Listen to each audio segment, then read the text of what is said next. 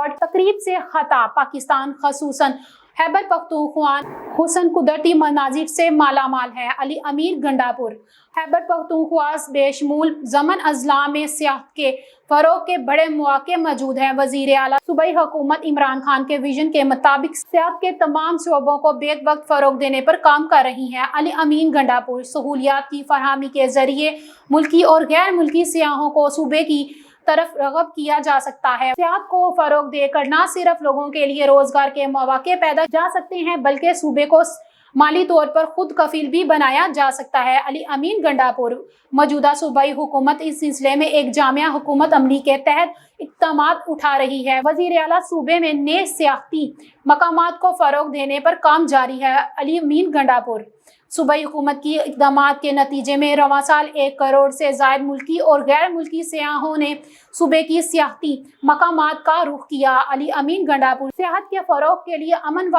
امان ناگزیر ہے۔ علی امین گنڈاپور فوج اور پولیس کے جوانوں کو سلام پیش کرتا ہوں جو امن کے لیے قربانیاں دے رہے ہیں۔ ہم سب نے مل کر اپنی آنے والی نسلوں کو ایک بہترین پاکستان دینا ہے۔